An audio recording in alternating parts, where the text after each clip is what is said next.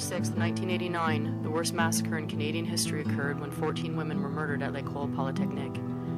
Shortly after 5 p.m., a gunman walked into an engineering class.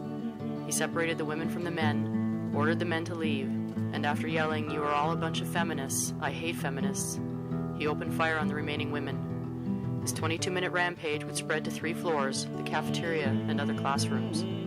He roamed through the corridors yelling, "I want women." Before he turned the Ruger Mini 14 on himself, 14 women were dead, murdered solely because they were women. It was based on an extreme hatred of women. And I think it's dangerous not to look at that. On December 6, 1989, 14 women were murdered because someone thought they stepped out of line. On that day, all their power and potential was taken from them. And that day, like no other, would become a catalyst for women and men to unite, to stand up, and to take action on violence against women. But while the CAW mobilizes around December 6th every year, our history of engagement in the fight to end gender-based violence is not limited to one day.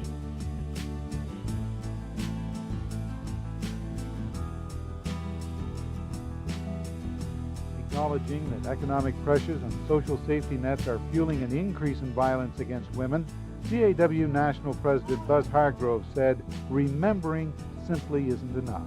We can commit ourselves today as part of our ongoing commitment on this important social issue facing our sisters, as that all of us will make it a priority in our bargaining to bring these programs in place that again will show our sisters that we truly believe in ending violence against women. People are not up at the mics today talking about individualism. They're talking about the collective good of our nation. They're talking about the collective good, about stopping violence. I challenge every man in this local, I've been in this local for 36 years in this union, to go back to their workplaces and not just end the physical abuse, but the psychological abuse. Make sure that we get women's advocates in every plant because we need them.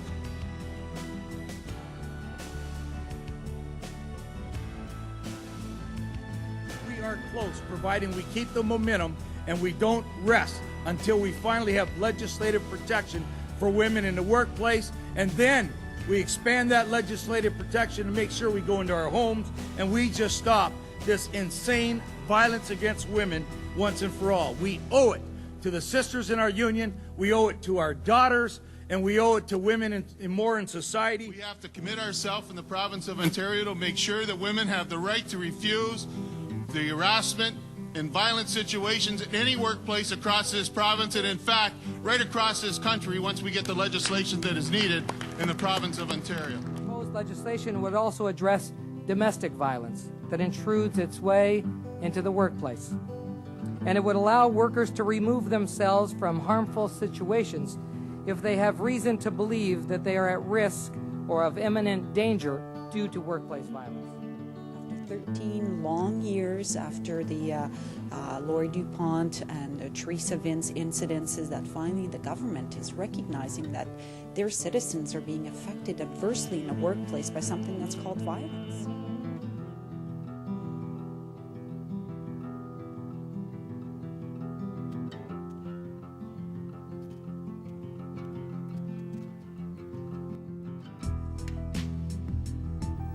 Who would have envisioned us leading the way on changes to the Occupational Health and Safety Act in Ontario?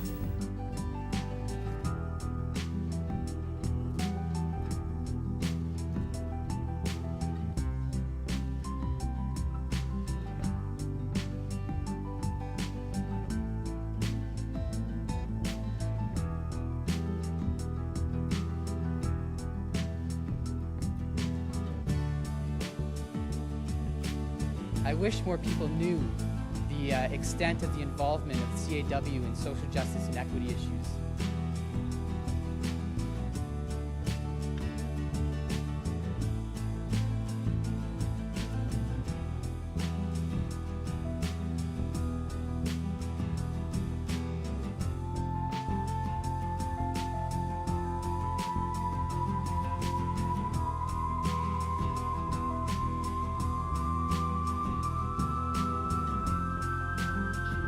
Canadian auto workers, some of you certainly were here.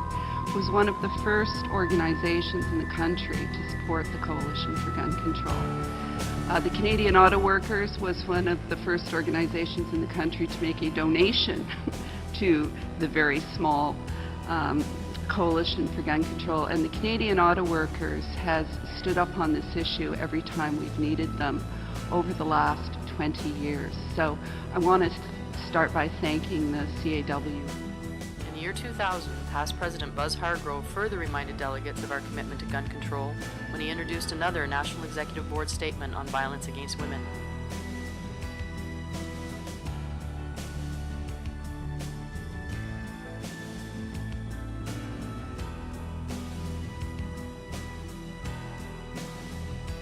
At December 2009 CAW Council, President Ken Lowenza reaffirmed the CAW's position on gun control, denouncing the federal government's attempt to abolish the long gun registry on the eve of the 20th anniversary of the massacre at L'École Polytechnique.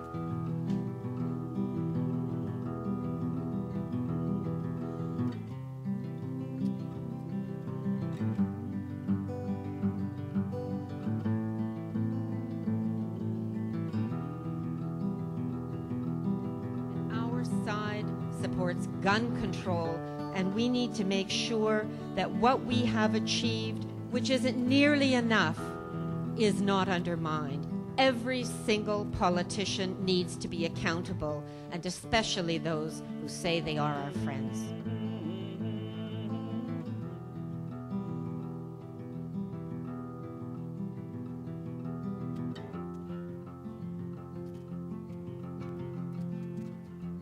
The 20th anniversary of the Montreal Massacre must be more than just another number, another day to commemorate, another day to mourn. This December 6th must be a call to action. And CAW Sisters and Brothers answered the call. Under the direction of the CAW Women's Department, activists created and maintained the Facebook page Save the National Gun Registry, Say No to Bill C-391. They wrote and submitted a brief to the Standing Committee on Public Safety and National Security hearings on the bill, initiated an open letter to Layton signed by over 637 women leaders in less than 2 days calling for the NDP to stand up for the registry, and made saving the long gun registry a priority at the 2010 CAW Women's Conference. 12 NDP and 8 Liberals helped Stephen Harper pass legislation which will dismantle the firearms legislation. The Liberals have decided to whip the vote, so if gun control is dismantled in this country, it will be a result of probably 10 NDP members voting with the Conservatives. And I know that the CAW's been working really hard to reduce that number, but basically that's what the Conservatives need, 10 votes, and it looks like they will get them from members of the NDP party unless there is a lot of action over the next 4 weeks.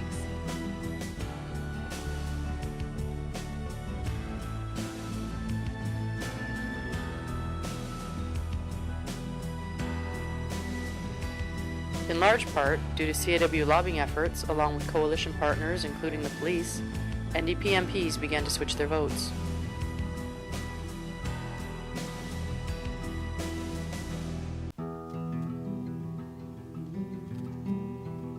In Sudbury, we are joined by NDP MP Glenn Thibeault. He just announced days ago that he will change his vote now to support the registry.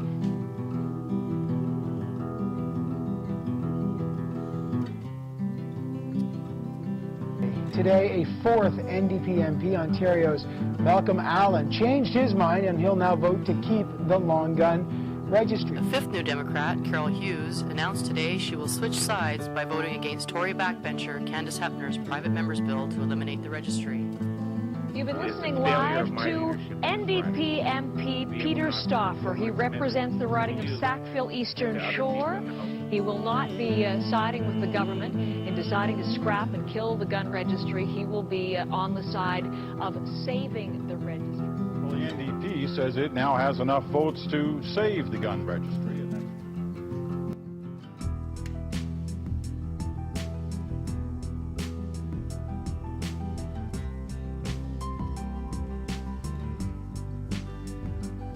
Under the direction of Sisters Jenny On and Julie White, the campaign continued in Ottawa as CAW leaders and activists joined a coalition of labour groups and CLC affiliates to lobby on the Hill.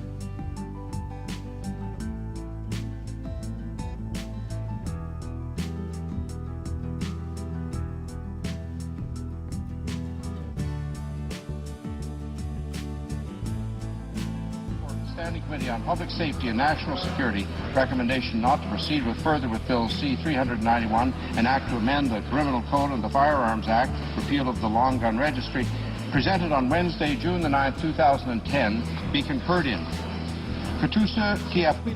All those in favor of the motion will please rise. Mr. Granera. Madame Hughes. Mr. Stauffer. Yeas pour 153, 153. Nays contre 151, 151.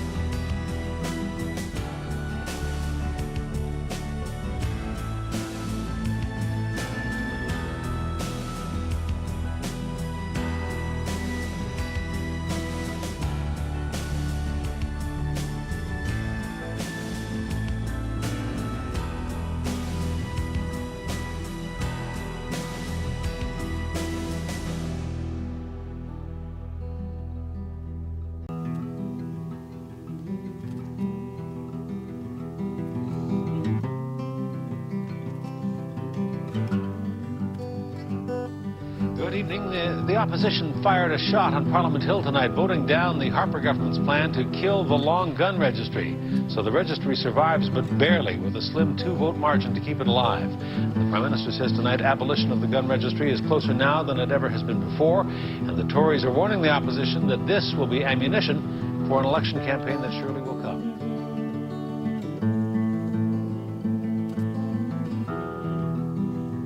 After 15 years, opposition to the Long Gun Registry is stronger in this country than it has ever been. With the vote tonight, its abolition is closer than it has ever been. We will continue our efforts until this registry is finally abolished. Thanks.